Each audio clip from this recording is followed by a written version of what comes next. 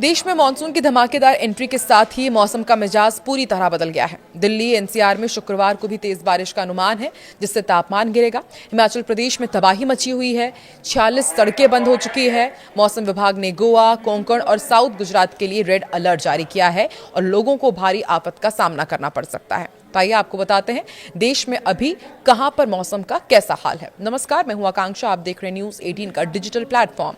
Monsoon देश भर में तेजी से आगे बढ़ रहा है और अगले 24 घंटे बेहद खतरनाक होने वाले हैं। दिल्ली एनसीआर में मॉनसून ने 5 दिन की देरी से दस्तक दी है। मौसम विभाग ने भी आने वाले दिनों में दिल्ली में तेज हवाओं के साथ भारी बारिश का अनुमान जताया है। इस भारी बारिश के बाद तापमान में भारी गिरावट आएगी और लोगों को उमस से राहत मिलेगी। हिमाचल प्रदेश में भी भारी बारिश के बाद हालात बिगड़े हुए हैं। वहां 46 सड़कें बंद हो चुकी हैं।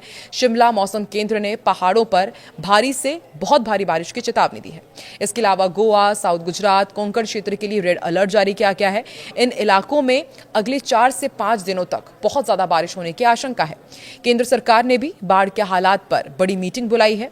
दिल्ली एनसीआर का मौसम कैसा रहेगा आपको बताते हैं। देखिए, दिल्ली में मानसून के आते ही लोगों को गर्मी से राहत मिली है। गुरुवार सुबह हुई बारिश ने तापमान गिराकर 33 डिग्री सेल्सियस तक ले आया है और मौसम विभाग के मुताबिक आने वाले दिनों में दिल्ली का अधिकतम तापमान 33 डिग्री सेल्सियस रहेगा और इस दौरान न्यूनतम तापमान 23 डिग्री सेल्सियस तक जा सकता है। आसमान में बादल छाए रहेंगे, गरज चमक के साथ बारिश होगी। हालांकि बारिश के कारण दिल्ली की सड़कों पर भारी ट्रैफिक जाम लग सकता है। गुरुवार को भी रेड लाइट खराब होने से लोग कई घंटों जाम में फंसे रहे। स्कूल बसों और दफ्तर जाने वालों को भारी परेशानी हुई। आने वाले दिनों में भी ऐसे ही हालात बनने की आशंका है। हिमाचल प्रदेश में मानसून की एंट्री के साथ ही तबाही का दौर शुरू हो गया है। राज्य में मध्यम से भारी बारिश के कारण जनजीवन बुरी तरह अस्त व्यस्त हुआ है।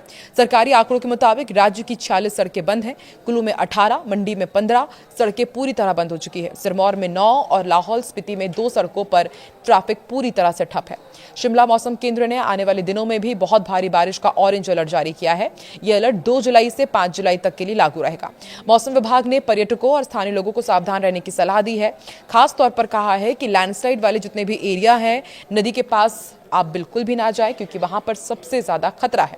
इधर देश के पश्चिमी तट पर मानसून का सबसे खतरनाक रूप देखने को मिल रहा है। मौसम विभाग ने गोवा, दक्षिण गुजरात, कोंकण क्षेत्र के लिए रेड अलर्ट जारी किया है। इन सभी इलाकों में अगले 4 से 5 दिनों तक अति भारी बारिश होने के अनुमान है। मुंबई के जुहू में पिछले 24 घंटे के अंदर 205 मिलीमीटर बारिश दर्ज की जा चुकी है। लगातार बारिश हो रही है और इन राज्यों के निचले इलाकों में पानी भरने का खतरा बढ़ गया है। प्रशासन ने राहत और बचाव टीमों को पूरी तरह अलर्ट पर रखा और इसके साथ ही राजस्थान में भी मानसून 7 दिनों की देरी से पहुंच गया है।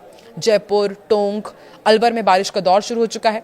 प्रधानमंत्री नरेंद्र मोदी ने बाढ़ और सूखे से निपटने के लिए क्या प्लान बनाया है वो भी आपको बता देते हैं। देखिए, देश में एक तरफ बाढ़ और दूसरी तरफ कम बारिश को लेकर केंद्र सरकार एक्शन में है। पीएम मोदी की अध्यक्षता में केंद्र कैबिनेट की अहम मीटिंग हुई। इस मीटिंग में देश के मौसम और उत्तर पूर्व में आई बाढ़ के हालात की समीक्षा की गई। पीएम मोदी ने सभी मंत्रालयों को आपस में तालमेल बनाकर काम करने के निर्देश दिए हैं। उन्होंने कृषि, पानी और बिजली सप्लाई पर पड़ने वाले असर से निपटने के लिए एडवांस प्लान बनाने को कहा है। मौसम विभाग ने जुलाई में देश के कुछ हिस्सों में सामान्य से कम बारिश का भी अनुमान लगाया है। केंद्रीय कृषि मंत्री शिवराज सिंह चौहान और किरण रिजिजू असम और अरुणाचल प्रदेश के बाढ़ प्रभावित इलाकों का दौरा भी कर रहे हैं। साथ ही दिल्ली एनसीआर को लेकर एक और अलर्ट आया है। ओजोन परत की वजह से बारिश के बाद प्रदूषण बढ़ने की भी संभावना जताई गई है। मौसम विभाग के अनुसार जून के आखिरी दिन मानसून मध्य प्रदेश के कई हिस्सों के अलावा उत्तर प्रदेश, उत्तराखंड, हिमाचल प्रदेश और लद्दाख तक पहुंच गया है और अब अगले 48 घंटों में इसके गुजरात के कुछ हिस्सों में और इसके ही साथ दिल्ली, एनसीआर, हरियाणा और पंजाब में दस्तक देने की उम्मीद है। वहीं 3 से 5 जुलाई के बीच विदर्भ, मध्य प्रदेश, गुजरात और दक्षिण पूर्वी राजस्थान में भारी बारिश के संकेत हैं।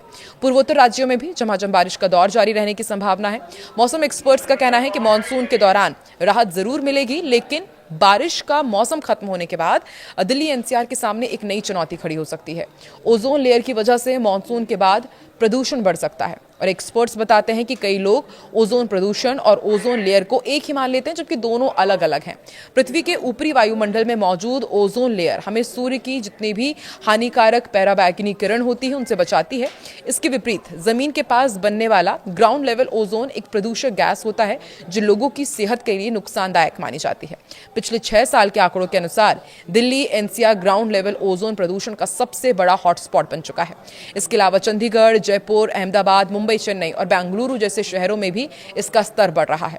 सितंबर से नवंबर के बीच जब मानसून कमजोर पड़ जाता है तेज धूप के साथ वाहनों और उद्योगों से निकलने वाली गैस आपस में रासायनिक प्रतिक्रिया करती है, तब ओजोन का स्तर तेजी से बढ़ सकता है। बारिश की वजह से गर्मी से राहत मिल सकती है, लेकिन आने वाले महीनों में वायु प्रदूषण बढ़ सकता है, जो सेहत के लिए ठीक नहीं है।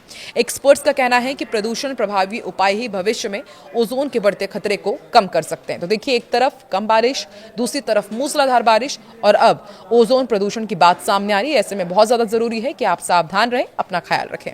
अभी आप देश के किस हिस्से में रहते हैं, वहां पर वेदर का क्या हाल है, कमेंट सेक्शन पर जरूर बताएं।